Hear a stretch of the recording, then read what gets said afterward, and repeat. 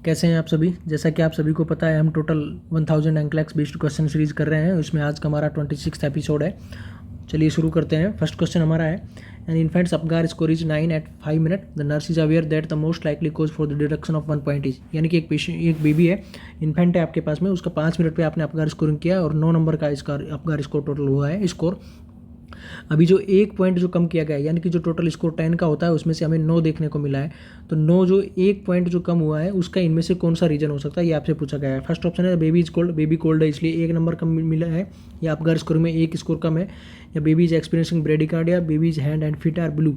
Hand और feet अगर blue है तो उसको हम बोलते हैं एक्रोसाइनोसिस। अगर बाकी बॉडी पिंक है और हैंड्स और फिट जो है वो ब्लू कलर में देखने को मिल रहे हैं तो उनको हम बोलते हैं एक्रोसाइनोसिस।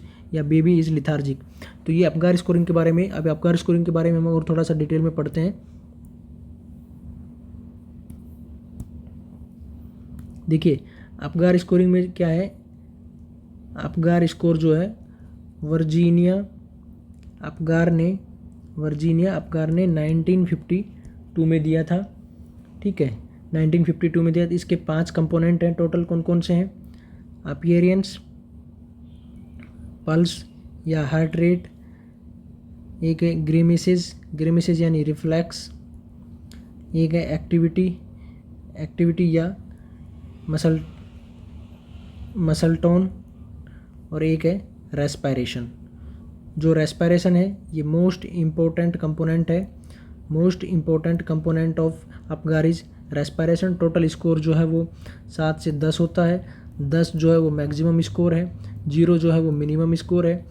नॉर्मल रेंज की बात करें तो 7 से 10 है जो गुड स्कोरिंग में आता है। अगर 4 से 6 है तो ये यहाँ पे मॉडरेट स्कोर है, मॉडरेट स्कोर 4 से 6। और 0 से 3 है तो यहाँ पे सीवियर डिप्रेशन यानी कि सीवियरिटी यहाँ पे पेशेंट में देखने या बेबी में देखने को मिलेगी। इस सीवियरिटी की वजह से पेशेंट को रिसस्टिसेट या इंटूबेशन भी करना पड़ सकता है। ठीक है, और अगर इंटूबेशन करना पड़ रहा है यानी कि 0 से 3 स्कोर है तो इंटूबेशन करना पड़ेगा। 4 से 6 है मॉडरेट है तो यहाँ पे हमें एक्स्ट्रा केयर देने की ज़रूरत है। कंगारू मदर केयर देनी है, बेबी का हाइपोथर्मिया से प्रिवेंट करना है। ठीक है, ये सब अपगार स्कोरिंग के बारे में था। तो अब अपगार स्कोरिंग में जो हम स्कोर देते हैं वो एक तो 0 देते हैं, 1 देते हैं और 2 देते हैं। ठीक है, तो इस तरह से जब बॉडी के जो कलर के अगर रिगार्डिंग हम बात कर लें, यानी कि यहाँ पे बात की गई थी अपीयरेंस, तो अपीयरेंस जो है इसका मतलब है कि बॉडी का कलर कैसा है। अब हम क्वेश्चन की तरफ लौटते हैं। क्वेश्चन हमारा कह रहा है अपगार स्कोर 9 है 5 मिनट पे। अपगार स्कोरिंग जब हम करते हैं तो वो डिलीवरी के फर्स्ट टाइम करते हैं तो 1 मिनट बाद में करते हैं, सेकंड टाइम करते हैं तो डिलीवरी के 5 मिनट बाद करते हैं, और जब थर्ड टाइम करते हैं तो वो 15 मिनट बाद में करते हैं। ठीक है, अब फर्स्ट ऑप्शन में दिया baby is cold, baby cold है तो क्या कहीं भी जो हमने 5 कंपोनेंट पढ़े वहाँ पे पेशेंट के या इन्फेंट के टेम्परेचर के रिगार्डिंग कोई कंपोनेंट था? नहीं था, इसलिए ए ऑप्शन गलत हो जाएगा। बेबी इज़ लिथार्जिक, बेबी के लिथार्जिक या मेंटल स्टेटस के रिगार्डिंग कोई भी कंपोनेंट था? नहीं था, इसलिए डी ऑप्शन भी गलत हो जाएगा। बेबी इज एक्सपीरियंसिंग ब्रेडिकार्डिया, क्या इस क्वेश्चन में कहीं पे भी ब्रेडिकार्डिया के रिगार्डिंग कोई भी सिम्टम्स या बात की गई है? नहीं की गई, इसलिए बी ऑप्शन भी गलत हो जाएगा। ठीक है, तो ये ऑप्शन भी गलत हो जाएगा। लास्ट ऑप्शन दिया गया है baby's hand and feet are blue, जो अगर हैंड और फिट ब्लू है और बाकी बॉडी कलर जो पिंक है तो उसको हम बोलते हैं एक्रोसाइनोसिस। एक्रोसाइनोसिस का भी स्कोरिंग यानी कि जो हम 5 कंपोनेंट में पढ़ रहे थे वहाँ पे हमने एक कंपोनेंट पढ़ा था अपीयरेंस यानी कि बॉडी के कलर के रिगार्डिंग। तो बॉडी का कलर अगर साइनोसिस है तो उसको हम 0 नंबर से डिनोट करते हैं और अगर 0 स्कोर देते हैं, और अगर एक्रोसाइनोसिस है तो उसको 1 स्कोर देते हैं, और अगर पूरा बॉडी और हैंड्स और फिट जो है वो पिंक है तो उसको हम 2 स्कोर देते हैं। अभी जो बाकी के 4 कंपोनेंट है मान लीजिए उसमें भी मैक्सिमम स्कोरिंग देंगे तो 4 दूनी 8 हो गया स्कोर।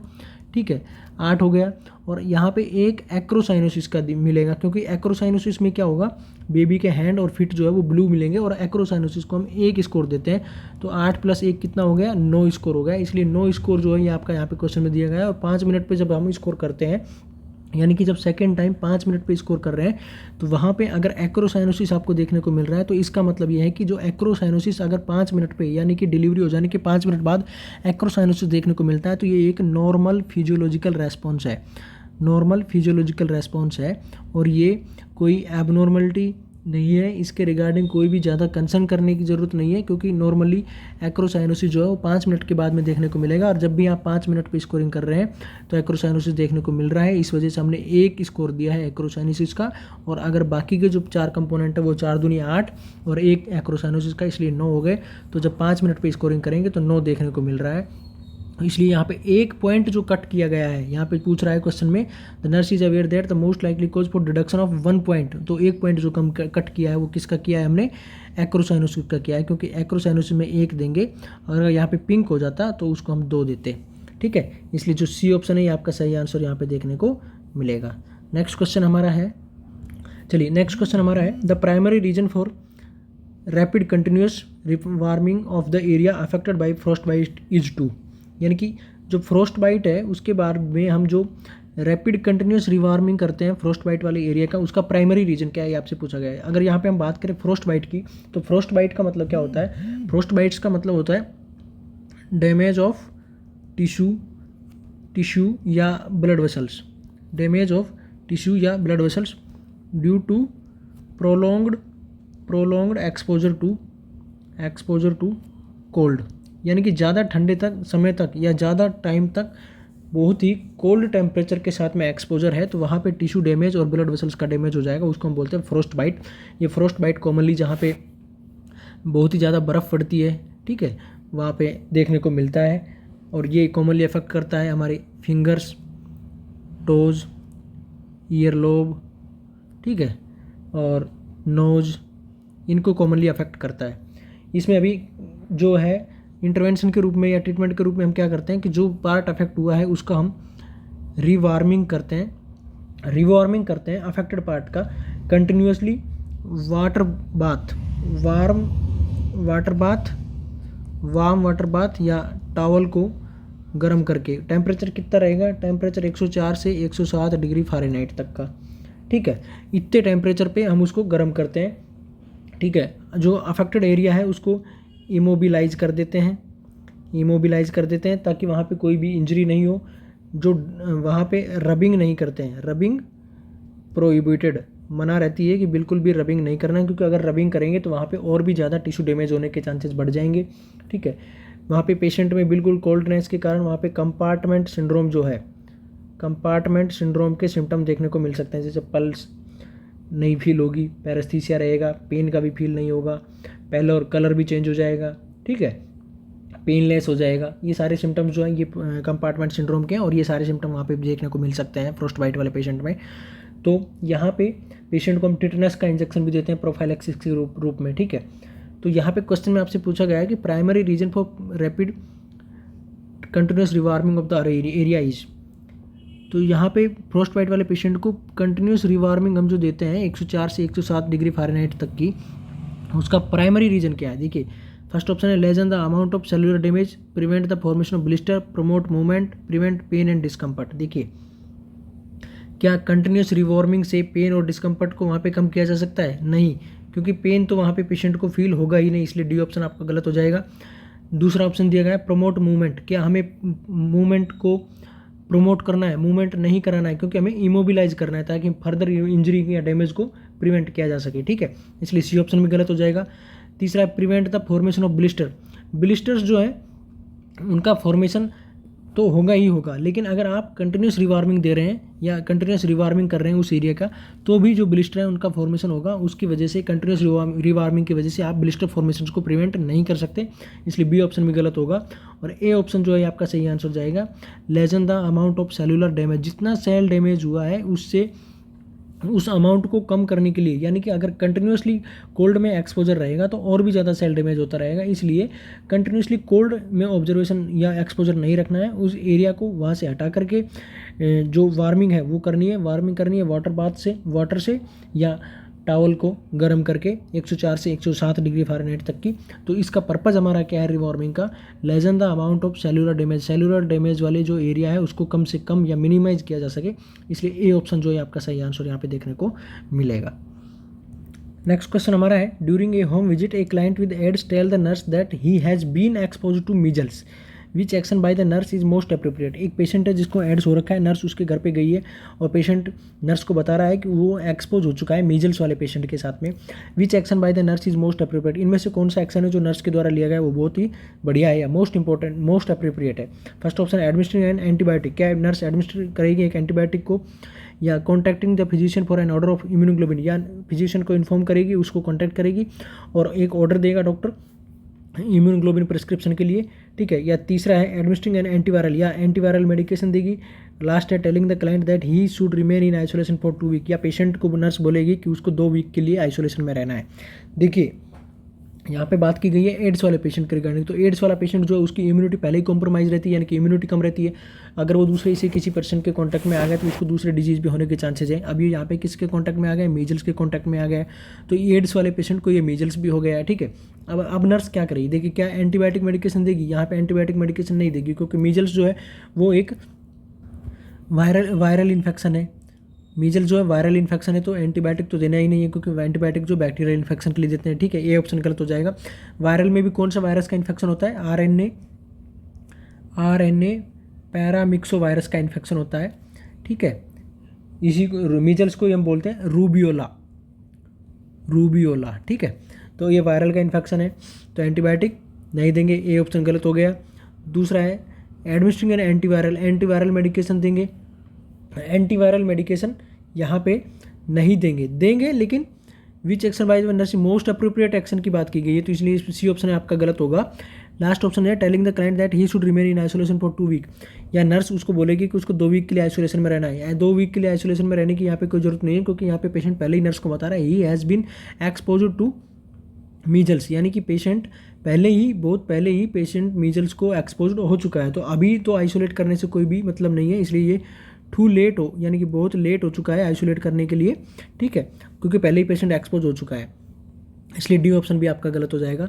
अब यहाँ पे बी ऑप्शन जो आपका सही आंसर हो जाएगा, contacting the physician for an order of immunoglobulin, क्योंकि नर्स जो है वो फिजिशियन को से कॉन्टैक्ट करेगी और फिजिशियन ऑर्डर देगा इम्यूनोग्लोबिन के लिए, यानी कि पेशेंट को इम्यूनोग्लोबिन लगाने के लिए। अब ये इम्यूनोग्लोबिन लगाने के लिए क्यों बोलेंगे, क्योंकि इम्यूनोग्लोबिन जो है जो इसका एंटीजन है, एंटीजन किस चीज़ का, जो मीजल्स का एंटीजन था कौन सा था, आरएनए पैरामिक्सो वायरस, इसको न्यूट्रलाइज करने के लिए, यानी कि इम्यूनोग्लोबिन्स इसलिए देंगे हम पेशेंट को क्योंकि इम्यूनोग्लोबिन्स जो है वो इस एंटीजन को न्यूट्रलाइज कर देंगी और इसका इफेक्ट नहीं हो पाएगा। इसीलिए हम पेशेंट नर्स जो है वो डॉक्टर से कंफर्म करेगी या डॉक्टर को इन्फॉर्म करेगी और डॉक्टर इस चीज़ का इम्यूनोग्लोबिन लगाने का ऑर्डर देगा ताकि एंटीजन को न्यूट्रलाइज किया जा सके। इसलिए बी ऑप्शन जो है आपका सही आंसर यहाँ पे देखने को मिलेगा। वायरल इन्फेक्शन मीजल्स है, इसके रिगार्डिंग अगर थोड़ी सी और बात करें तो इसके अंदर 3C वाले सिम्टम्स देखने को मिलते हैं, कोराइजा, कंजक्टिवाइटिस और कफ, ये 3 सिम्टम देखने को मिलते हैं 3C के रूप में। और एक मीजल्स की वैक्सीन जो है उससे रिलेटेड कॉम्प्लिकेशन है, उसका नाम है मीजल्स की वैक्सीन से रिलेटेड कॉम्प्लिकेशन है एक सब एक्यूट स्क्लेरोजिंग पैनसिफेलाइटिस, सब एक्यूट स्क्लेरोसिंग पैनसिफेलाइटिस, ये मीजल्स वैक्सीन का एक कॉम्प्लिकेशन है। ये कॉम्प्लिकेशन मीजल्स वैक्सीन से रिलेटेड है, इसीलिए ये क्वेश्चन जो है RUHS के MSc एंट्रेंस में पूछा गया था 2018 में। RUHS MSc एंट्रेंस के 2018 में पूछा गया था मीजल्स वैक्सीन से रिलेटेड कॉम्प्लिकेशन कौन सा है, तो उसमें आंसर आएगा सब एक्यूट स्क्लेरोसिंग पैनसेफेलाइटिस, ठीक है। और यहाँ पे आप पेशेंट को इम्यूनोग्लोबिन्स देंगे क्योंकि ये इम्यूनोग्लोबिन्स जो आरएनए वायरस जो है, आरएनए पैरामिक्सो वायरस जो है मीजल्स का, उसके वायरस को न्यूट्रलाइज कर देगी, इसलिए इम्यूनोग्लोबिन्स देंगे। बी ऑप्शन जो आपका सही आंसर देखने को मिलेगा। नेक्स्ट क्वेश्चन हमारा है a client hospitalise with MRSA methicillin resistant staphylococcus aureus is placed on contact precaution, which statement is true regarding precaution for infection spread by contact, यानी कि एक MRSA वाला पेशेंट है, उसको ये इन्फेक्शन हो रखा है, कॉन्टैक्ट प्रिकॉशन की यहाँ पे ज़रूरत है, इनमें से कौन सा स्टेटमेंट है वो कॉन्टैक्ट प्रिकॉशन के रिगार्डिंग सही है, ये आपसे पूछा गया है। फर्स्ट ऑप्शन है the client should be placed in room with negative pressure, क्या MRSA infection methicillin resistant staphylococcus aureus वाले पेशेंट को नेगेटिव प्रेशर वाले रूम में रखना चाहिए, दूसरा ऑप्शन है infection require close contact there for the door may remain open, यानी कि इन्फेक्शन डेवलप करने के लिए, यानी कि इन्फेक्शन फैलने के लिए क्लोज कॉन्टैक्ट होने ज़रूरी है, इसलिए क्या डोर को ओपन रखा जा सकता है। तीसरा, transmission is highly likely so the client should wear A mask at all time, transmission होने के बहुत ही ज़्यादा चांसेज हैं दूसरे पेशेंट को या दूसरे कैंडिडेट को, इसलिए क्लाइंट को यानी कि पेशेंट को हमेशा मास्क पहनना है। डी ऑप्शन है infection require skin to skin contact and is prevented by hand washing gloves and gown. ठीक है, तो इन्फेक्शन को प्रिवेंट करने के लिए हैंड वॉशिंग, गाउन और ग्लविंग ये ज़रूरी होता है, इसलिए ये वाला ऑप्शन सही होगा। अभी यदि की बात करें हम MRSA की, तो MRSA जो है उसके लिए जो इन्फेक्शन है वो पेशेंट जब कफिंग करता है या स्नीजिंग करता है तो उसके थ्रू फैल सकता है। स्किन टू स्किन अगर कॉन्टैक्ट है तो फैल सकता है, या जो फ्लूइड है उसके कॉन्टैक्ट में आ जाए तो फैल सकता है, फ्लूइड के वो पेशेंट के फ्लूइड के अगर कॉन्टैक्ट में आ जाए तो भी फैल सकता है। तो यहाँ पे infection require close contact there for the door में रिमोन ओपन, ये ऑप्शन यहाँ पे गलत हो जाएगा, क्योंकि क्लोज कॉन्टैक्ट की ही ज़रूरत नहीं है। अगर आपने पेशेंट के स्किन टू स्किन कॉन्टैक्ट हो गया है या उसके फ्लूइड के कॉन्टैक्ट में भी आ गए तो भी ये इन्फेक्शन फैल सकता है, इसलिए बी ऑप्शन यहाँ पे गलत हो जाएगा।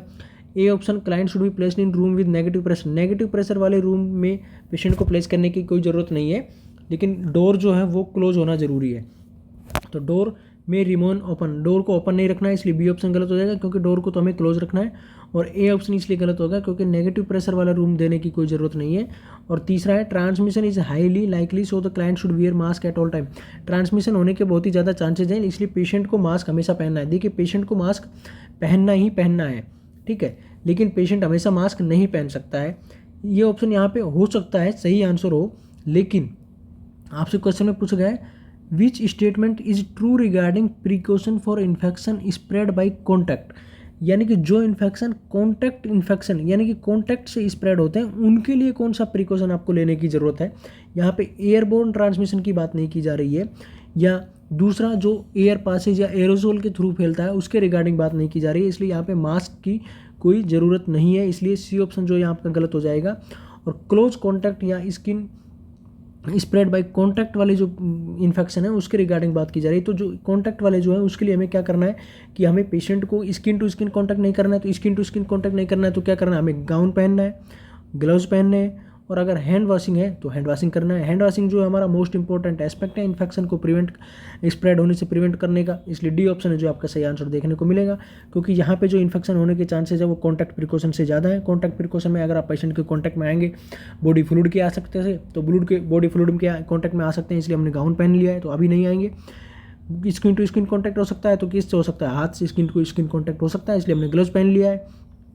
और हैंड वॉशिंग जो है ये तो सबसे इंपॉर्टेंट एस्पेक्ट है ही इन्फेक्शन को प्रिवेंट करने का, कैसे, ट्रांसमिशन होने से प्रिवेंट करने का इन्फेक्शन को, हैंड वॉशिंग मोस्ट इंपॉर्टेंट है, इसलिए डी ऑप्शन जो है आपका सही आंसर यहाँ पे देखने को मिलेगा। नेक्स्ट क्वेश्चन हमारा है, नेक्स्ट क्वेश्चन आपका है a client with N above knee amputation is being taught methods to prevent hip flexion deformity, एक पेशेंट है जिसका अबोव नी एम्पुटेशन हुआ है, उसको हम prevent hip flexion deformity prevent होने के लिए टीच करा रहे हैं, तो विच instruction should be given to the client, इनमें से कौन सा इंस्ट्रक्शन है जो टीचिंग में यूज़ किया जाएगा, जो नर्स के द्वारा पेशेंट को दिया जाएगा हिप फ्लेक्शन डिफॉर्मिटीज़ को प्रिवेंट करने के लिए। ठीक है, फर्स्ट ऑप्शन है lie supine with the head elevated on two pillow, patient को सुपाइन लेटने के लिए बोलेंगे, हेड एलिवेट करेंगे 2 पिल्लो यूज़ करके। दूसरा ऑप्शन है lie prone every 4 hours during the day for 30 minutes, या हम पेशेंट को बोलेंगे कि उसको प्रोन रहना है 4 घंटे during the day and for 30 minutes, यानी कि पेशेंट को हर 4 घंटे में प्रोन पोजीशन देने के लिए बोलेंगे, एक टाइम में 30 मिनट्स के लिए। तीसरा ऑप्शन है lie on your side, patient को बोलेंगे कि साइड लाइंग पोजीशन लेनी है और हेड एलिवेट करना है। और डी ऑप्शन है लाई फ्लैट ड्यूरिंग द डे, या पेशेंट को बोलेंगे कि फ्लैट पोजीशन मेंटेन करना है पूरे दिन के लिए। देखिए यहाँ पे अगर हम बात करें अबोव द नी एम्पुटेशन जहाँ पे होता है, अबोव नी एम्पुटेशन जहाँ पे हुआ है वहाँ पे पेशेंट को लोअर वाले पार्ट में या जहाँ पे एम्पुटेशन किया गया है वहाँ पर एडिमा डेवलप हो सकता है, ठीक है, एडिमा डेवलप हो सकता है या ब्लीडिंग के चांसेस रहते हैं, इसलिए हम पेशेंट को, मान लीजिए अभी नी साइड में अगर एम्पुटेशन हुआ है तो हेड एंड को ही एलिवेट कर देंगे, ना कि सिर्फ लेग को एलिवेट करेंगे। समझ रहे हैं आप बात को। मान लीजिए अगर ये बेड है आपका, इस तरह से बेड है, ये पूरा फ्लैट पोजिशन में बेड है, तो इस बेड को ही एलिवेट कर देंगे ऐसे, ये लेग वाली साइड है मान लीजिए और ये हेड वाली साइड है, तो इस वाली साइड से पूरे बेड को ही एलिवेट कर देंगे, ना कि यहाँ पे कोई पेशेंट लेटा हुआ है और उसके पिल्लो एम्पुटेटेड साइड के नीचे यहाँ पे पिल्लो लगाएंगे। ठीक है, अगर पिलो लगा देंगे तो यहाँ पे पेशेंट में hip flexion deformity, flexion contracture जो है वो डेवलप हो सकता है। और यहाँ पे हमें क्वेश्चन में इसी चीज़ को बताया गया है कि पेशेंट को फ्लेक्शन डिफॉर्मिटी या फ्लेक्शन कॉन्ट्रैक्चर डेवलप नहीं हो, इसके लिए आप क्या करेंगे, ठीक है। तो पेशेंट के एम्पुटेटेड पार्ट के नीचे हमें पिल्लो नहीं लगाएंगे, ठीक है। तो हमें क्या करना है, हमें पेशेंट के बेड के लेग वाली साइड को ही एलिवेट कर देना है, ताकि यहाँ पे पेशेंट का जो पैर है वो फ्लेक्स नहीं हो।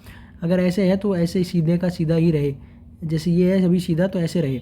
यहाँ पे पेशेंट का पैर जो है वो फ्लेक्शन में नहीं जाए, क्योंकि फ्लेक्शन में अगर जाएगा तो फ्लेक्शन डिफॉर्मिटी या फ्लेक्शन कॉन्ट्रैक्शन देखने को मिल सकता है। इसीलिए हम पेशेंट को हर 4 घंटे में प्रोन पोजीशन के लिए बोलेंगे, ठीक है। हर 4 घंटे में प्रोन पोजीशन के लिए बोलेंगे, वो भी लगभग 30 मिनट तक। लेकिन कब, सर्जरी होने के दूसरे दिन के बाद में। फर्स्ट 24 आवर्स में तो हम पेशेंट को सुपाइन लेटाएंगे और उसके लेग, बेड का जो लेग साइड वाला है उसको एलिवेट कर देंगे। पिल्लो नहीं लगाएंगे लेकिन एलिवेट कर देंगे डायरेक्टली, ताकि फ्लेक्शन डेवलप नहीं हो और एलिवेट रहे, ब्लीडिंग नहीं हो, एडिमा नहीं हो। लेकिन 24 आवर्स ऑफ सर्जरी के बाद में जब हम देंगे पेशेंट को, तो पेशेंट को हर 4 घंटे में प्रोन पोजीशन लेने के लिए बोलेंगे। और हर 30 और उस 4 घंटे में, यानी कि हर 4 घंटे बाद जो प्रोन पोजीशन लेगा तो एक बार कम से कम 30 मिनट्स तक प्रोन पोजीशन में पेशेंट को रहना है। इसलिए बी ऑप्शन जो है आपका सही आंसर देखने को मिलेगा। यहाँ पे सुपाइन विद हेड एलिवेट है, हेड एलिवेट करने की कोई जरूरत नहीं है, क्योंकि एम्पुटेशन जो है वो नी का हुआ है, अबोव द नी हुआ है, इसलिए ये ऑप्शन गलत हो जाएगा। डी ऑप्शन इसलिए गलत होगा क्योंकि पेशेंट को हमें फ्लैट पोजीशन में नहीं रखना है, क्योंकि फ्लैट रखेंगे तो एक तो एडिमा हो सकता है स्टार्टिंग के फर्स्ट 24 आवर्स में, और दूसरे में हमें फ्लेक्शन कॉन्ट्रैक्चर जो है उसको डेवलप होने से प्रिवेंट करना है, इसलिए डी ऑप्शन गलत होगा। साइड लाइन पोजीशन भी नहीं देना है, इसलिए सी ऑप्शन भी गलत हो जाएगा। और बी ऑप्शन जो है आपका सही आंसर यहाँ पे देखने को मिलेगा। ये नॉर सेट में पूछा हुआ है, ठीक है। नेक्स्ट क्वेश्चन हमारा है, नेक्स्ट क्वेश्चन है A client with cancer of the pancreas has undergone a Whipple procedure. The nurse is aware that during the Whipple procedure the doctor will remove the, यानी कि एक पेशेंट है जिसको pancreas का cancer है, उसका Vipul procedure या विपल सर्जरी हुई है। द नर्स को पता है कि विपल प्रोसीजर में इनमें से कौन सा पार्ट हटाया जाता है, या सर्जरी के टाइम क्या हटाया जाता है विपल्स प्रोसीजर में या विपल सर्जरी में। फर्स्ट ऑप्शन है head of the pancreas, pancreas का हेड। दूसरा ऑप्शन है proximal third section of the small intestine, small intestine का फर्स्ट वाला part, first proximal third part, और stomach and duodenum. Last option है oesophagus and jejunum. देखिए Whipple's procedure जो है या विपल सर्जरी जो है, इसी को हम पैंक्रेटो विपल्स प्रोसीजर को ही पैंक्रेटो ड्यूडेनेक्टोमी, पैनक्रेटो ड्यूडेनेक्टोमी भी बोलते हैं विपल्स प्रोसीजर को या विपल्स सर्जरी को। इसमें क्या करते हैं कि पैंक्रियाज का हेड हटाया जाता है, ड्यूडिनम को मोस्टली हटाया जाता है, ठीक है। इसके अलावा बाइल डक्ट को हटाया जाता है और गॉल ब्लैडर को हटाया जाता है, और इनसे एसोसिएटेड जो लिम्फ नोड है उनको हटाया जाता है। ये एक लंबा प्रोसीजर है। पैंक्रियाज का हेड, ड्यूडिनम को मोस्टली हटाया जाता है, ठीक है, और बाइल डक्ट को, गॉल ब्लैडर को, और इनसे रिलेटेड जो लिम्फ नोड है उनको हटाया जाता है। ऑप्शन में आपको दिया गया है नेक्स्ट क्वेश्चन, ऑप्शन में बताया गया है इसोफेगस एंड जेजुनम। देखिए जेजुनम को नहीं हटाया जाता, इसलिए डी ऑप्शन आपका गलत हो जाएगा। तीसरा ऑप्शन है स्टोमक एंड ड्यूडिनम, ड्यूडिनम को कंप्लीटली नहीं हटाया जाता है, और स्टोमक का कुछ पार्ट हटा सकते हैं, कुछ पार्ट हटाया जाता है, इसलिए सी ऑप्शन ये भी गलत हो जाएगा। Proximal third section of small intestine, ये भी नहीं हटाया जाता है, इसलिए बी ऑप्शन गलत होगा। हेड ऑफ द पैंक्रियाज जो है इसको हटाया जाता है, इसलिए ए ऑप्शन जो है आपका सही आंसर जाएगा। हेड ऑफ पैंक्रियाज के साथ साथ में ड्यूडिनम का कुछ पार्ट हटाया जाता है, कंप्लीट ड्यूडिनम नहीं हटाया जाता, इसलिए सी ऑप्शन गलत हो जाएगा। बाइल डक्ट हटाई जाती है, गोल ब्लैडर और उससे रिलेटेड जो लिम्फ नोड है वो हटाए जाते हैं, इसलिए ए ऑप्शन जो आपका सही आंसर देखने को मिलेगा। पैंक्रेटो ड्यूडेनेक्टोमी भी इसको हम बोलते हैं। इसके अलावा एक और डिजीज होती है विपल डिजीज, विपल्स प्रोसीजर या विपल सर्जरी और एक विपल डिजीज, ये दोनों ही अलग अलग चीज़ें हैं। विपल डिजीज जो है ये एक बैक्टीरियल इन्फेक्शन है, विपल डिजीज एक बैक्टीरियल इन्फेक्शन है। बैक्टीरिया का नाम है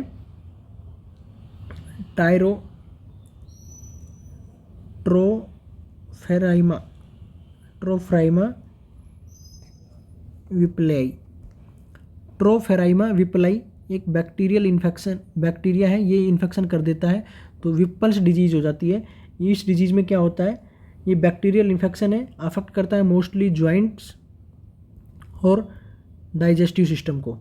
डाइजेस्टिव सिस्टम्स और जॉइंट को अफेक्ट करता है। ट्रोफारा में विपल्स के द्वारा एक बैक्टीरिया है, इसके द्वारा होती है, विपल्स डिजीज हो जाती है। इसमें क्या है कि हमारा जो डाइजेशन है उसमें इंटरफेयर होता है फूड के मेटाबॉलिज्म में, और इसके एब्जॉर्ब होने की जो कैपेसिटी है वो कम हो जाती है, और जो फैट, न्यूट्रिएंट और जो कार्बोहाइड्रेट है उनका प्रॉपर एब्जॉर्प्शन नहीं हो पाता है। इसलिए ये जो इफेक्ट है या ये जो डिजीज़ है हमारे डाइजेस्टिव सिस्टम और जॉइंट्स को अफेक्ट करती है, और कॉमनली ये स्मॉल इंटेस्टाइन को ज़्यादा अफेक्ट करती है क्योंकि वहीं से एब्जॉर्प्शन ज़्यादा होता है, और एब्जॉर्प्शन जब नहीं होगा तो पेशेंट में बॉडी वीकनेस, वेट लॉस और लिथार्जी, हीमोग्लोबिन का कम हो जाना, एनीमिया, ये सारे सिम्टम्स वहाँ पे बॉडी वीकनेस वाले देखने को मिलेंगे। तो आपको कंफ्यूज नहीं होना है क्योंकि विपल्स डिजीज अलग है और विपल्स प्रोसीजर या विपल्स सर्जरी ये अलग चीज़ है। नेक्स्ट क्वेश्चन हमारा है, the physician has order A minimal bacterial diet for a client with neutropenia, the client should be taught to avoid eating. यानी कि एक पेशेंट है, उसको मिनिमल बैक्टीरियल डाइट देने के लिए बोला गया है। एक पेशेंट है जिसको अभी न्यूट्रोपीनिया हो रखा है, यानी कि WBC की कमी है, WBC की कमी है यानी कि उसमें इन्फेक्शन होने के चांसेज है, WBC का लेवल कम है, न्यूट्रोपीनिया, न्यूट्रोफिल की काउंटिंग कम है। The client should be taught to avoid eating. इनमें से पेशेंट को कौन सी चीज़ को अवॉइड करने के लिए बोलेंगे? फ्रूट्स, साल्ट, पेपर और केचप।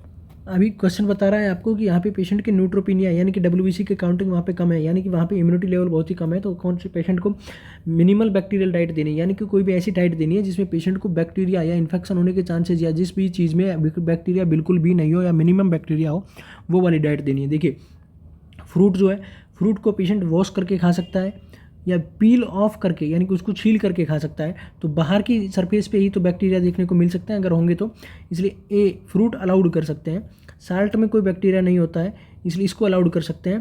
केचप जो होता है इसको अलाउड कर सकते हैं क्योंकि केचप जो है वो प्रोसेस्ड किया जाता है, तो प्रोसेस्ड के टाइम पे इसको हीटिंग वगैरह और प्रोसेसिंग की जाती है, तब इसके जो बैक्टीरियाज हैं वो डिस्ट्रॉय हो जाते हैं। तो ये डी ऑप्शन जो है ये भी दे सकते हैं, यानी कि केचप भी पेशेंट को हम दे सकते हैं, फ्रूट भी दे सकते हैं, साल्ट भी दे सकते हैं, लेकिन पेपर नहीं देंगे। पेपर जो काली मिर्ची जो होती है वो नहीं देंगे क्योंकि ये एक अनप्रोसेस्ड, ये डायरेक्टली जैसे हमें मिलती है वैसे ही, यानी कि जहाँ से हम जिस प्लांट से हम लेते हैं उसी प्लांट से डायरेक्टली लेकर के ही यूज़ कर सकते हैं। तो डायरेक्टली लेकर के ही यूज़ करते हैं, तो इसमें यहाँ पे बैक्टीरियल इन्फेक्शन या इसके साथ में कोई बैक्टीरिया हो सकता है, या बैक्टीरिया पेशेंट को अगर हम इसको डाइट में दे देंगे तो पेशेंट के पास में वो बैक्टीरिया जा सकता है और पेशेंट को जो दूसरा इन्फेक्शन दे सकता है, क्योंकि पेशेंट के यहाँ पे इम्यूनिटी लेवल जो है वो बहुत ही कम है। इसलिए सी ऑप्शन जो आपका सही आंसर देखने को मिलेगा, क्योंकि हम पेशेंट को यहाँ पे पेपर्स जो है ये नहीं देंगे क्योंकि ये अनप्रोसेस्ड होती है और अनप्रोसेस्ड होने के कारण इसमें बैक्टीरिया हो सकता है, और इसलिए सी ऑप्शन जो है आपका सही आंसर यहाँ पे देखने को मिलेगा। नेक्स्ट क्वेश्चन हमारा है, the nurse is assisting the physician with removal of A central venous catheter. एक नर्स जो है वो पेशेंट या फिजिशियन को असिस्ट कर रही है, किसका? पेशेंट का अभी सेंट्रल वेनस कैथेटर रिमूव कर रहे हैं। टू फैसिलिटेट रिमूवल को इजीली करने के लिए या फैसिलिटेट करने के लिए the nurse should instruct the client to. Nurse patient को क्या करने के लिए बोलेगी? फर्स्ट ऑप्शन है perform the Valsalva manoeuvre as the catheter is advanced. दूसरा ऑप्शन है turn his head to left side and hyperextend the neck. तीसरा ऑप्शन है take slow deep breath as the catheter is removed. Turn his head to the right while maintaining A sniffing position. देखिए जब ये जो central venous catheter है, central venous catheter का मतलब क्या होगा? जो कैथेटर सेंट्रल वेन में डाले जाते हैं, सेंट्रल वेन में जैसे कि सुपीरियर वेना केवा में, इन्फीरियर वेना केवा में। सुपीरियर वेना केवा में जो डाले जाते हैं किससे डाले जाएंगे? जो बेसिलिक वेन है उसके थ्रू डाले जाएंगे, ठीक है, या फिर जो सिफेलिक वेन है उसके थ्रू डायरेक्टली डाले जाएंगे। कहाँ पे पहुँचेंगे? ये पहुँचेंगे सेंट्रल वेन में। सेंट्रल वेन कौन सी? सुपीरियर वेना केवा में। क्या काम आते हैं? ज़्यादा मेडिसिन देनी है, ज़्यादा फ्लूइड देना है, या हाइपर ऑस्मोटिक या हाइपर ऑस्मोलर न्यूट्रिशन अगर पेशेंट को देना है तो ये जो सेंट्रल वेनस कैथेटर है इसका यूज़ किया जाता है, ठीक है। अभी यहाँ पे बात हो रही है कि इसको डालने के बाद में इसकी पोजीशन को हम एक्सरे करा करके कंफर्म करते हैं। जब एक्सरे की पोजीशन कंफर्म हो जाती है कि हाँ सही जगह डाला है तो उसको वहाँ पे फिक्स कर देते हैं, ठीक है। अभी बात हो रही है यहाँ पे रिमूवल करने की, तो रिमूवल करने के लिए लास्ट ऑप्शन दिया turn his head to the right while maintaining A sniffing position. यहाँ पे स्निफिंग पोजीशन का मतलब क्या है? स्निफिंग पोजीशन का मतलब होता है फ्लेक्शन ऑफ, स्निफिंग पोजीशन मतलब flexion of neck and extension of head, extension of head और फ्लेक्शन ऑफ नेक। यानी कि जब आप सुपाइन पोजीशन में है और अपनी हेड के नीचे पिल्लो लगा रखा है तो वो एक तरह से स्निफिंग पोजीशन होती है। तो ये पोजीशन हम मेंटेन नहीं करने को बोलेंगे। Turn his head to the right, patient को राइट साइड की पोजीशन नहीं देंगे, यानी कि उसके हेड को राइट साइड में नहीं करना है वाइल मेंटेनिंग ए स्निफिंग पोजीशन। तो ये डी ऑप्शन जो है ये आपका गलत आंसर हो जाएगा। तीसरा है take slow deep breath as the catheter is removed. Slow breathing या डीप ब्रीथिंग जो है वो नहीं करनी है रिमूवल के टाइम, सेंट्रल वेनस कैथेटर के रिमूव करने के टाइम, ठीक है। तीसरा ऑप्शन बी ऑप्शन में turn his head to the left side and hyperextend the neck, hyper extend करने की यहाँ पे कोई जरूरत नहीं है, ठीक है, और पेशेंट को लेफ्ट साइड देने की भी कोई जरूरत नहीं है हेड को। ए ऑप्शन है perform Valsalva manoeuvre as the catheter is advance, Valsalva manoeuvre हम पेशेंट को करने के लिए बोलेंगे। वाल्सल्वा मैनुअर क्या है, पेशेंट को बोलेंगे कि होल्ड हिज ब्रीथ, पेशेंट अपनी ब्रीथ को या रेस्पिरेशन को होल्ड करेगा एंड बियर डाउन, और बियर डाउन वाला फोर्स लगाएगा जैसे कि वो डेफिकेशन के टाइम पे लगाता है। इससे क्या होगा कि जो पेशेंट है वो रेस्पिरेशन नहीं करेगा और उसकी जो कैविटी जो सेंट्रल वेन्स है उसका प्रेशर कम नहीं होगा। उसका अगर प्रेशर कम नहीं होगा तो जो एयर है, जब हम कैथेटर को रिमूव कर रहे हैं तो जो एयर है वो एयर एनवायरनमेंट से या कैथेटर के रिमूवल के टाइम जो एयर है वो सेंट्रल वेन्स में नहीं जाए। सेंट्रल वेन्स में अगर चली जाएगी तो वो एयर में हार्ट में चली जाएगी, और हार्ट में चली जाएगी तो वहाँ पे एयर एम्बोलाई या पेशेंट में हमें एम्बोलस देखने को मिल सकता है, और वो बाद में आकर के फिर पेशेंट को एयर एम्बोलिज्म हो सकता है, ठीक है, और ये पल्मोनरी एम्बोलिज्म वहाँ पे पेशेंट को हो सकता है। इस तरह की कॉम्प्लिकेशन को प्रिवेंट करने के लिए जब हम सेंट्रल वेनस कैथेटर रिमूव करेंगे तो पेशेंट को बोलेंगे कि होल्ड हिज ब्रीथ, पेशेंट अपने रेस्पिरेशन को होल्ड करेगा ताकि उसकी जो चेस्ट कैविटी है वहाँ पे नेगेटिव प्रेशर नहीं बन पाए, क्योंकि पॉजिटिव प्रेशर रहेगा तो जो एयर है वो उसको अंदर की तरफ नहीं आने देगी सेंट्रल वेन्स, और वो एयर बाहर ही रह जाएगी और जो पेशेंट को एयर एम्बोलिज्म या पल्मोनरी एम्बोलिज्म डेवलप नहीं होगा। इसलिए ए ऑप्शन जो है आपका सही आंसर देखने को मिलेगा।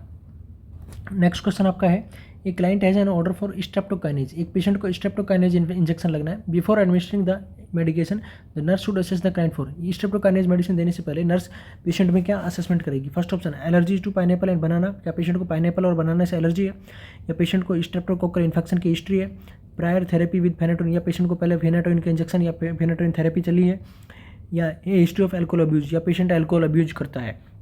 देखिए स्ट्रेप्टोकाइनेज का इंजेक्शन की बात हो रही है। स्ट्रेप्टोकाइनेज मेडिकेशन कौन सी मेडिकेशन है, ये थ्रोम्बोलाइटिक मेडिकेशन है। थ्रोम्बोलाइटिक यानी कि जो मेडिसिन थ्रोम्बस फॉर्मेशन या थ्रोम्बस जो बन चुका है उसका ब्रेक डाउन करती है, उसको हम बोलते हैं थ्रोम्बोलाइटिक मेडिकेशन। स्ट्रेप्टोकाइनेज दूसरी होती है यूरोकाइनेज, ये दोनों मेडिकेशन जो है वो थ्रोम्बस को ब्रेक डाउन करती है, ठीक है।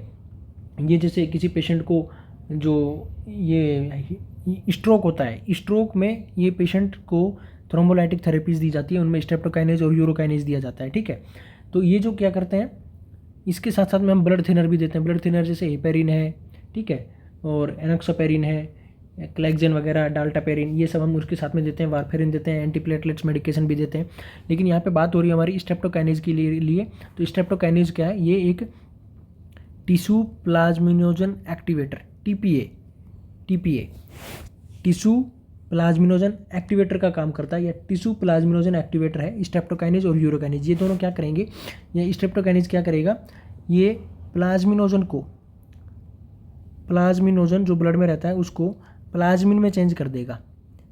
टिश्यू प्लाज्मिनोजन एक्टिवेटर है तो प्लाज्मिनोजन को प्लाज्मिन में चेंज कर देगा। अब ये प्लाज्मिन क्या करेगा, ये प्लाज्मिन जो थ्रोम्बस बना हुआ है उसका फाइब्रिनोलाइसिस, उसके फाइब्रिन को तोड़ देगा। फाइब्रिन को तोड़ देगा तो थ्रोम्बस भी टूट जाएगा। थ्रोम्बस टूट जाएगा तो क्या हो जाएगा, ब्लड की सप्लाई जहाँ पे रुक रही थी वो वापस से शुरू हो जाएगी, वापस से ब्लड स्टार्ट हो जाएगा फ्लो होना, ठीक है। तो यहाँ पे बात की जा रही है कि स्ट्रेप्टोकाइनेज की इस मेडिसिन पेशेंट को दी जा रही है। वहाँ पे स्ट्रेप्टोकाइनेज मेडिसिन देने से पहले नर्स क्या असेसमेंट करेगी, एलर्जी टू पाइनएप्पल एंड बनाना। देखिए पाइनएप्पल और बनाना से एलर्जी पता करने के लिए यहाँ पे कोई ज़रूरत नहीं है, क्योंकि अगर किसी पेशेंट को पाइनएप्पल और बनाना की एलर्जी है तो उसको भी हम स्ट्रेप्टोकाइनेज मेडिकेशन दे सकते हैं, ठीक है। पेशेंट को अगर पहले फेनाटोइन थेरेपी या फेनाटोइन का इंजेक्शन लगा है, फेनाटोइन थेरेपी चली है, उसको भी हम स्ट्रेप्टोकाइनेज मेडिकेशन दे सकते हैं, क्योंकि इन दोनों मेडिसिन का आपस में कोई भी ड्रग इंट्रैक्शन नहीं है। और अगर पेशेंट अल्कोहल अब्यूज करता है तो भी वो इस स्ट्रेप्टोकाइनेज मेडिकेशन उसको दी जा सकती है। इसलिए डी ऑप्शन भी आपका गलत आंसर देखने को मिलेगा, और ऑप्शन बी है ये आपका सही आंसर देखने को मिलेगा, क्योंकि अगर पेशेंट को स्ट्रेप्टोकोकल इन्फेक्शन एक बैक्टीरियल इन्फेक्शन है। अगर पेशेंट को हिस्ट्री है स्ट्रेप्टोकोकल इन्फेक्शन की, तो अगर पेशेंट को पहले स्ट्रेप्टोकोकल इन्फेक्शन हुआ था, इसका मतलब है कि उसके स्ट्रेप्टोकोकल के अगेंस्ट में उसकी बॉडी में एंटीबॉडीज़ बनी होंगी, क्योंकि जब भी कोई इन्फेक्शन या एंटीजन होता है या एंट्री मारता है तो उसके अगेंस्ट में एंटीबॉडी बनती है। अब यहाँ पे एंटीजन कौन था स्ट्रेप्टोकोकल इन्फेक्शन में, स्ट्रेप्टोकोकस बैक्टीरिया था, ठीक है। अब इस बैक्टीरिया के अगेंस्ट में या इस स्ट्रेप्टोकोकल के अगेंस्ट में बॉडी में एंटीबॉडीज़ है, तो ये एंटीबॉडीज जो है ये जब स्ट्रेप्टोकाइनेज मेडिकेशन जो हम दे रहे हैं इसके न्यूट्रलाइज कर देगी। यानी कि पेशेंट को अगर पहले स्ट्रेप्टोकोकल का इन्फेक्शन हुआ है तो इसका मतलब उसको स्ट्रेप्टोकोकस बैक्टीरिया जो है उसके अगेंस्ट में एंटीबॉडीज़ मिलेगी बॉडी में, और बॉडी में जब वो स्ट्रेप्टोकोकस एंटीबॉडीज़ है और आप उस पेशेंट को स्ट्रेप्टोकाइनेज का इंजेक्शन दे रहे हैं तो ये स्ट्रेप्टोकोकल एंटीबॉडीज़ पेशेंट के स्ट्रेप्टोकाइनेज मेडिसिन को न्यूट्रलाइज कर देगी और ये अपना इफेक्ट पूरा इसका रिजल्ट स्ट्रेप्टोकाइनेज मेडिकेशन का देखने को नहीं मिलेगा। स्ट्रेप्टोकाइनेज का रिजल्ट नहीं देखने को मिलेगा तो पेशेंट को जो फाइब्रिन है या जो थ्रोम्बस जो बन रखा है वो डिजोल्व नहीं हो पाएगा या ब्रेक डाउन नहीं हो पाएगा। इसलिए जब भी किसी पेशेंट को आप स्ट्रेप्टोकाइनेज दे रहे हैं तो उस पेशेंट में पहले हिस्ट्री है या नहीं, इन्फेक्शन स्ट्रेप्टोकोकल की इन्फेक्शन की हिस्ट्री है या नहीं, ये हमें पता करना है। इसलिए बी ऑप्शन जो आपका सही आंसर यहाँ पे देखने को मिलेगा। नेक्स्ट क्वेश्चन हमारा है the nurse is providing discharge teaching for the client with leukaemia. Nurse एक पेशेंट है जिसको ल्यूकीमिया हो रखा है, उसको डिस्चार्ज टीचिंग प्रोवाइड कर रही है, यानी कि पेशेंट अभी डिस्चार्ज होकर जा रहा है और उसको टीच करा रही है, डिस्चार्ज समरी एक्सप्लेन कर रही है। The client should be told to avoid, patient को इनमें से किस चीज़ को अवॉइड करने के लिए आप बोलेंगे। फर्स्ट ऑप्शन है यूजिंग ऑयल और क्रीम बेस्ड सोप, पेशेंट को बोलेंगे कि आपको उस सोप को यूज़ करना है जिसमें ऑयल और क्रीम वाली है।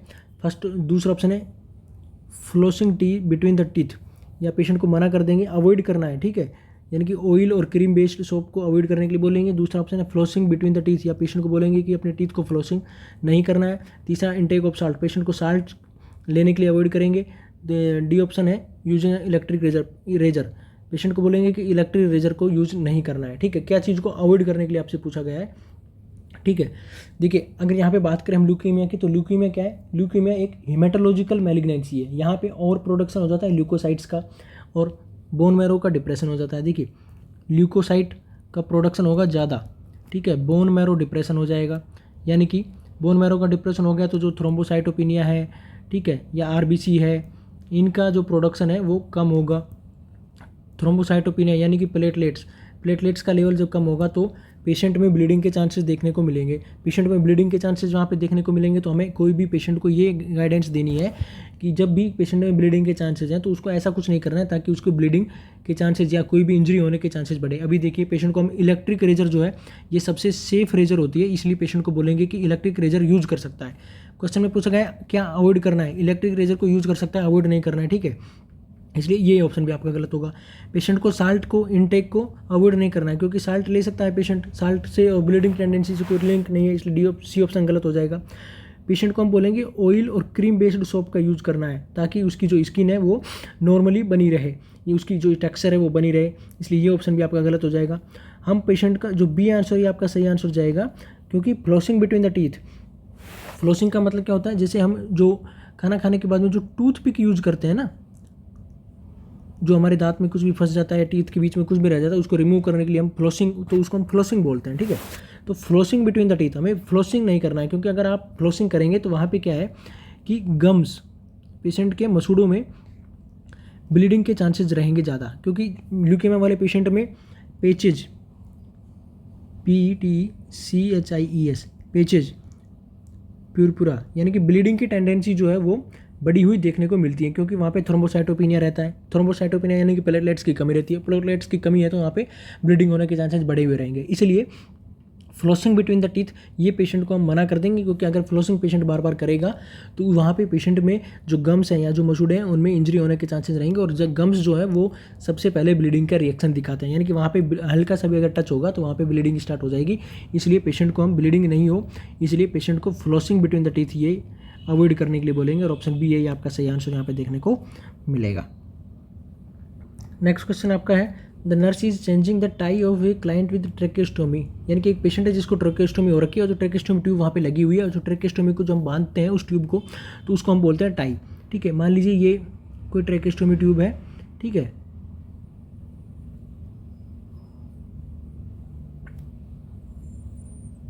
और ये कफ इन्फ्लेट किया हुआ है, ठीक है। तो यहाँ से ये जो मैंने दो डॉट बनाए छोटे छोटे ये होल होते हैं और यहाँ से टाई निकली रहती है, इनको टाई को बैक साइड में ले जा करके पेशेंट के नेक के पीछे यहाँ पे बांध दिया जाता है, ठीक है, ताकि ये जो ट्रेकेस्टोमी ट्यूब है इसको इसी जगह पे होल्ड किया जा सके, वहीं पे रहे, निकले नहीं बाहर, ठीक है। जब पेशेंट कफिंग कर रहा है या कुछ भी कर रहा है तो वो बाहर नहीं निकले, ठीक है।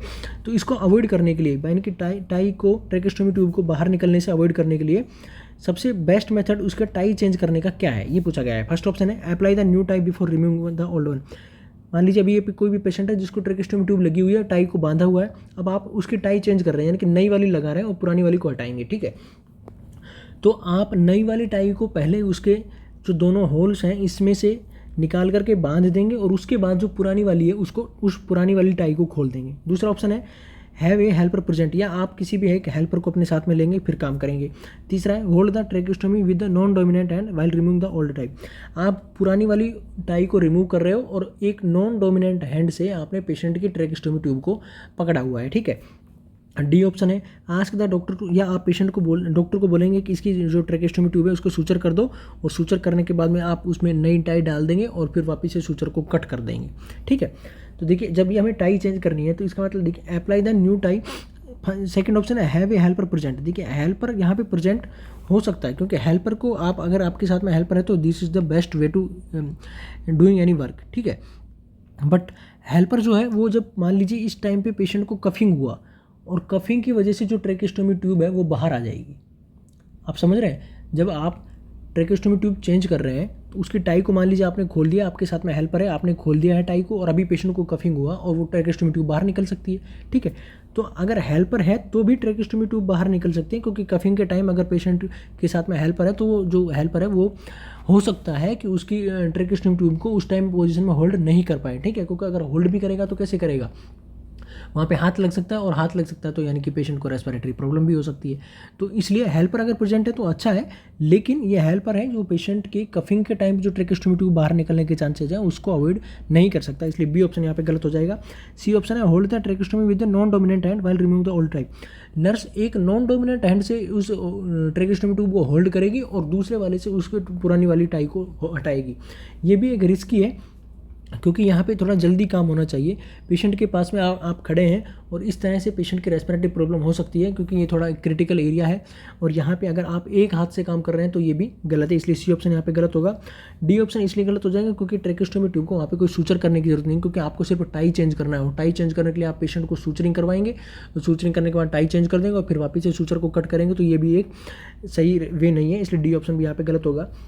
तो सबसे बेस्ट और सबसे सेफ वे कौन सा है, अभी कोई पेशेंट आपके पास बैठा है, उसको टाई लगी हुई है, उसको ट्रेकेस्टोमी ट्यूब लगी हुई है, तो आप उस पोर में से जो हमने ये जो छोटे छोटे होल जो बनाए थे दोनों साइडों में, इसमें से नई वाली टाई को डाल दीजिए और इसको बांध दीजिए।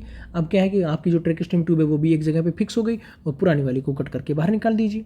इसमें आपको कोई ना किसी हेल्पर की ज़रूरत है, ना यहाँ पे सूचना करने की ज़रूरत है, या नॉन डोमिनेंट और डोमिनेंट हैंड यूज़ करने की या उसको होल्ड करने की कोई ज़रूरत नहीं है। इसलिए ए ऑप्शन जो है आपका सही आंसर यहाँ पे देखने को मिलेगा, क्योंकि आपको पुरानी वाली टाई को बदलने के लिए पहले नई वाली टाई को आप बांध देंगे और बांधने के बाद में पोजीशन को होल्ड कर देंगे, बांधने के बाद पुरानी वाली टाई को कट कर देंगे और उसको डिस्कार्ड कर देंगे। इस तरह से आपकी जो ट्रेकेस्टोमी ट्यूब है वो आप बगैर चेंज हुए, बगैर हिले, आराम से पेशेंट को कोई प्रॉब्लम हुई बगैर ही उसकी टाई चेंज हो जाएगी। A option is the correct answer. Next question हमारा है, नेक्स्ट क्वेश्चन आपका है the nurse is monitoring a client following A lung resection. एक पेशेंट है जिसका लंग्स रिसेक्शन हुआ है। The nurse hourly output from the chest tube was hourly output from the chest tube was 300 ml। अभी उसमें जो चेस्ट ट्यूब आपने डाला है लंग रिसेक्शन सर्जरी के बाद में, वहाँ से 1 घंटे में लगभग 300 ml आउटपुट बाहर आ रहा है। The nurse should give priority to, nurse किस चीज़ को प्रायोरिटी देगी। फर्स्ट ऑप्शन है turning the client to the left side, patient को लेफ्ट साइड दे देगी पोजीशन। दूसरा milking the tube to ensure patency. Milking का मतलब क्या होता है, जो ट्यूबिंग होती है उसको अगर आप रोल कर देंगे एक दूसरे के ऊपर, यानी कि ऐसे उसको जैसे कि हम किसी रस्सी को घुमाते हैं, ऐसे ही अगर किसी ट्यूब को घुमाएंगे तो उसको हम मिल्किंग बोलते हैं, ठीक है। जैसे आईवी सेट अगर नहीं चल रहा है, आईवी फ्लूइड नहीं चल रहा है तो उसको भी हम मिल्किंग करते हैं कई बार, ठीक है। और सी ऑप्शन जो है उसमें दिया है स्लो विद इंट्रावेनस इन्फ्यूजन, या पेशेंट को कोई भी फ्लूइड चल रहा है उसको आप स्लो कर देंगे। या D option notifying the physician, या डॉक्टर को इन्फॉर्म करेंगे अगर 300 ml जो आउटपुट हावरली आ रहा है लंग्स रिसेक्शन सर्जरी के बाद में, तो आप क्या करेंगे, किस चीज़ को प्रायोरिटी देंगे, ये आपसे पूछा गया है। देखिए यहाँ पे हम बात करें अगर लंग्स रिसेक्शन की, तो लंग रिसेक्शन का मतलब क्या है, लंग रिसेक्शन का मतलब होता है जो सर्जरी करते हैं, इसमें क्या करते हैं सर्जरी में, जो डिजीज्ड या जो डैमेज्ड लंग्स है, डैमेज्ड पार्ट जो है लंग्स का उसको हम रिमूव कर देते हैं, रिमूव डैमेज्ड और diseased part of the lungs. अब इसके बाद में डिजीज्ड पार्ट को या डैमेज्ड पार्ट को रिमूव करने के बाद वहाँ पे हम एक चेस्ट ट्यूब डाल देते हैं ताकि जो भी ब्लड या जो भी कुछ फ्लूइड या सीरस फ्लूइड जो भी कुछ वहाँ पे है वो ताकि बाहर आ जाए अंदर लंग्स कैविटी में या प्लूरल कैविटी में या लंग्स में वहाँ पे जमा नहीं हो, ठीक है। ये हमारा पर्पज़ है यहाँ पे ट्यूबिंग डालने का। अब अगर किसी पेशेंट में 300 ml हावरली ड्रेन आउटपुट आ रहा है तो इसका मतलब क्या है कि पेशेंट को turning the client to the left side, patient को लेफ्ट साइड दो या राइट साइड, उससे कोई इशू नहीं है, क्योंकि लेफ्ट साइड या राइट साइड पोजीशन देने से पेशेंट को जो आउटपुट आ रहा है उसमें कुछ भी कमी नहीं आएगी, इसलिए ए ऑप्शन है ये गलत हो जाएगा। Milking the tube to ensure patency, देखिए पेटेंसी को एंश्योर करने के लिए हम ट्यूब का मिल्किंग करते हैं, लेकिन यहाँ पे तो 300 ml 1 घंटे में आ रहा है, इसका मतलब क्या है कि यूरिन की ट्यूब की पेटेंसी तो बनी हुई है, इसलिए मिल्किंग करने की भी कोई जरूरत नहीं है, बी ऑप्शन यहाँ पे गलत हो जाएगा। तीसरा है स्लोइंग द इंट्रावेनस इन्फ्यूजन, आपको यहाँ पे इन्फ्यूजन स्लो करना नहीं है, क्योंकि 300 ml जो आउटपुट 1 घंटे में आ रहा है ये एक एबनॉर्मल आउटपुट है, नॉर्मल नहीं है, क्योंकि एबनॉर्मल आउटपुट क्या डिनोट कर रहा है कि एबनॉर्मल आउटपुट अगर 1 घंटे में 300 ml है तो इसका मतलब क्या है कि वहाँ पे हेमोरेज हो रहा है, अंदर जहाँ से सर्जरी आपने किया है वहाँ पे ब्लीडिंग हो रही है या हेमोरेज हो रहा है। तो यहाँ पे पेशेंट को अगर ब्लीडिंग हो रही है, हेमोरेज हो रहा है, तो आप पेशेंट को फ्लूइड कम करेंगे या ज़्यादा देंगे, पेशेंट को हम फ्लूइड ज़्यादा देंगे, तो सी ऑप्शन ये गलत हो जाएगा, क्योंकि स्लो नहीं करना है, इंक्रीज करना है इंट्रावेनस इन्फ्यूजन ताकि पेशेंट को हाइपोटेंशन नहीं हो, ठीक है। और अगर यहाँ पे 300 ml ज़्यादा ब्लड आ रहा है या हीमोरेज हो रहा है, ब्लीडिंग हो रही है, तो आप डॉक्टर को इन्फॉर्म करेंगे, इसलिए डी ऑप्शन जो है आपका सही आंसर यहाँ पे देखने को मिलेगा।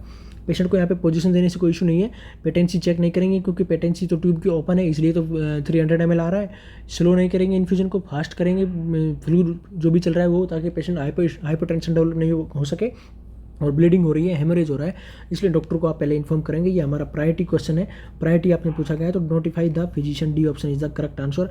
नेक्स्ट क्वेश्चन हमारा है, देखिए नेक्स्ट क्वेश्चन हमारा है the nurse is educating the ladies club in self breast exam. एक नर्स है जो लेडीज़ के क्लब में है, वहाँ पे उनको सेल्फ ब्रेस्ट एग्जामिनेशन कैसे करना है ये सिखा रही है। The nurse is aware that the most malignant breast masses occur in the tell of Spence. Nurse को पता है कि मोस्ट मैलिग्नेंट जो ब्रेस्ट मासेज हैं वो डेवलप होते हैं टेल ऑफ स्पेंस में। On the diagram place N x on the tell of Spence, आपसे यहाँ पे पूछा गया है कि आपको इस डायग्राम में एक्स जो है ये बनाना है कि टेल ऑफ स्पेंस में, कि यहाँ पे आपको ये बताना है कि टेल ऑफ स्पेंस कहाँ है, और जहाँ पे है वहाँ पे एक्स बनाना है, ये वो आपसे पूछा गया है। देखिए ब्रेस्ट एग्जामिनेशन में हम मदर को या जो भी प्रेग्नेंट लेडी है या जो मैच्योरिटी डेवलप यानी कि जिनका 18 ईयर्स एज हो चुका है ये, ठीक है, या जो अभी जिनको मेंसेस शुरू हो गए हैं, यानी कि जिनको ब्रेस्ट कैंसर होने के चांसेस रहते हैं, वहाँ पे हर प्रेग्नेंट लेडी को या हर कैंडिडेट फीमेल कैंडिडेट को हम ब्रेस्ट एग्जामिनेशन के लिए बोलते हैं। और सेल्फ ब्रेस्ट एग्जामिनेशन भी अलाउड किया जाता है, मिरर के सामने खड़े होकर करते हैं, अल्टरनेटली करते हैं। अगर राइट ब्रेस्ट का यूज़ में असेसमेंट कर रहे हैं तो लेफ्ट हैंड का यूज़ करेंगे, लेफ्ट ब्रेस्ट का यूज़ कर रहे हैं या लेफ्ट ब्रेस्ट का असेसमेंट कर रहे हैं तो राइट हैंड का यूज़ करेंगे।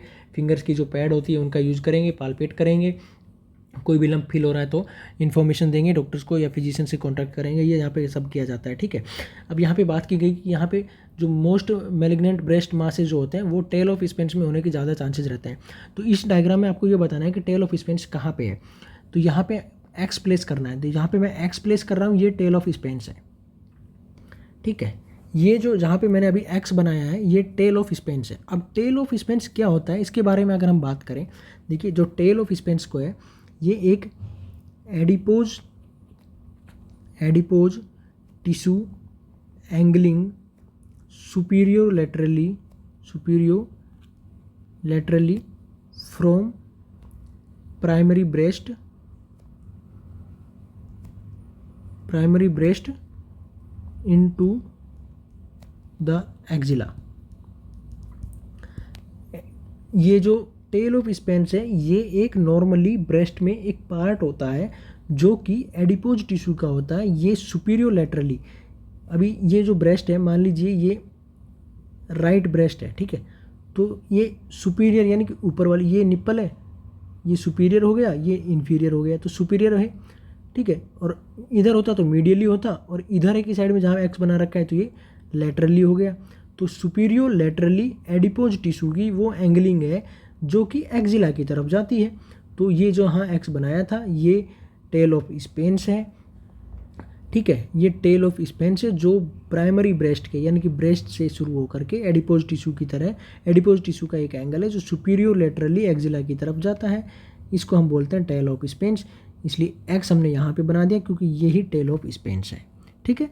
नेक्स्ट क्वेश्चन हमारा है, नेक्स्ट क्वेश्चन आपका है the toddler is admitted with A cardiac anomaly, the nurse is aware that the infant with ventricular septal defect will. यानी कि एक पेशेंट है, टोडलर है, आपके पास में बच्चा है, एक 3 साल तक का, एडमिट हुआ है कार्डियक एनोमलीज के कारण। The nurse is aware that infant with VSD will, यानी कि जिसको वेंट्रिकुलर सेप्टल डिफेक्ट है उसमें क्या सिम्टम देखने को मिलेगा, टायर ईजिली, बच्चा जो है वो बिल्कुल थक जाएगा जल्दी ही। ग्रो नॉर्मली या नॉर्मली ग्रो करता है ऐसे करेगा ग्रो। नीड मोर कैलोरी, ज़्यादा कैलोरी उसको चाहिएगी। Last option B more susceptible to viral infection, या वायरल इन्फेक्शन होने के ज़्यादा चांसेस रहेंगे। देखिए यहाँ पे अगर हम बात करें तो वीएसडी में क्या होगा, वीएसडी में जो बेबी का जो मान लीजिए ये सेप्टम है, वेंट्रिकुलर सेप्टम है ये, ठीक है, यहाँ पे डिफेक्ट होगा तो जो लेफ्ट साइड से, यानी कि जिधर हाई प्रेशर रहेगा, हाई प्रेशर किधर रहेगा वेंट्रिकल में, लेफ्ट साइड में, लेफ्ट साइड से राइट साइड में ब्लड ज़्यादा आएगा। जब लेफ्ट साइड कॉन्ट्रैक्ट होगा तो यहाँ पे ब्लड आने की वजह से राइट साइड में ब्लड आएगा, और पेशेंट में साइनोसिस यानी कि जो साइनोटिक ब्लड है, यानी कि जिसमें ऑक्सीजन का लेवल कम है वो ब्लड जाएगा। ब्लड की कमी रहेगी, न्यूट्रिशन की कमी रहेगी, ऑक्सीजन की कमी रहेगी, तो बेबी जल्दी ईजिली टायर हो जाएगा। ए ऑप्शन यहाँ पे आपको देखने को मिलेगा। ग्रो नॉर्मली तो ग्रो करेगा नहीं क्योंकि कार्डियक डिफॉर्मिटी है, इसलिए बी ऑप्शन गलत हो जाएगा। नीड मोर कैलोरी, ज़्यादा कैलोरी की ज़रूरत है, लेकिन कब ज़रूरत है, जब नॉर्मली ग्रो करेगा तब ज़रूरत है, इसलिए सी ऑप्शन गलत होगा। B more susceptible to viral infection, जिनको भी कार्डियक इन्फेक्शन ज़्यादा होती है या कार्डियक एनोमलीज होती हैं उनको बैक्टीरियल इन्फेक्शन होने के ज़्यादा चांसेस रहते हैं, ना कि वायरल इन्फेक्शन होने के, इसलिए डी ऑप्शन है ये भी आपको गलत देखने को मिलेगा, क्योंकि बच्चा जो है ससेप्टेबल रहेगा बैक्टीरियल इन्फेक्शन के लिए, ना कि वायरल इन्फेक्शन के, इसलिए ए ऑप्शन है आपका सही आंसर देखने को मिलेगा। नेक्स्ट क्वेश्चन हमारा है, नेक्स्ट क्वेश्चन आपका है, a client with clotting disorder has an order to continue Lovenox enoxaparin injection after discharge. एक पेशेंट है जिसका भी डिस्चार्ज होना है, उसको हेपेरिन इंजेक्शन, इनॉक्सोपेरिन का इंजेक्शन, यानी कि इनॉक्सोपेरिन चल रहा है, लोनेक्स चल रहा है। अभी the nurse should teach the client that Lovenox injection should, nurse patient को बता रही है कि लोनेक्स इंजेक्शन को आपको कैसे लेना है। फर्स्ट ऑप्शन है be injected into the deltoid muscle, उसको हम बोलेंगे कि आपको इसको डेल्टोइड मसल में लगाना है। दूसरा ऑप्शन है be injected in the abdomen, या एब्डोमेन में लगाना है। तीसरा ऑप्शन है aspirate after the injection, injection को लगाने के बाद में आपको एस्पायरेट करना है। डी ऑप्शन है clean the air, clear the air from the syringe before injection, injection को देने से पहले जो एयर ऊपर रहती है एनॉक्सोपेरिन वाले इंजेक्शन में उसको बाहर निकाल देना है, क्लियर कर देना है। तो अभी फर्स्ट ऑप्शन में बताया गया injection into the deltoid muscle, ये इनॉक्सोपेरिन है या लोनॉक्स है, ये सबकुटेनियस रूट से दिया जाता है, सबकुटेनियस रूट से, तो डेल्टोइड मसल में दे रहे हैं, यानी कि आईएम नहीं देना है, ये ऑप्शन गलत हो गया। Be injected into the abdomen, abdomen में देंगे तो सबकुटेनियस रूट में दिया जाएगा, जैसे इंसुलिन देते हैं, इसलिए बी ऑप्शन ही आपका सही आंसर देखने को मिलेगा। Aspirate after the injection, injection लगाने के बाद में एस्पायरेट नहीं करना होता इस इंजेक्शन को, इसलिए सी ऑप्शन गलत देखने को मिलेगा।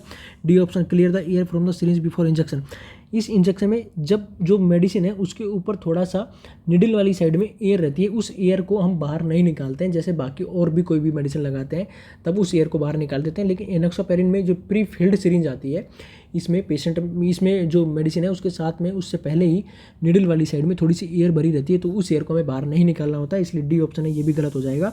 आप इस पेशेंट को ये इंजेक्शन सिर्फ और सिर्फ एब्डोमेन में लगाएंगे, इसलिए बी ऑप्शन है आपका सही आंसर देखने को मिलेगा। तो आज के हमारे इस सेशन में यहीं तक था, आगे जब हम कंटिन्यू करेंगे तो आपको वीडियो मिल जाएगा। तब तक के लिए हमारे साथ में जुड़े रहिए और इसी तरह से एंजॉय करते रहिए। Thank you.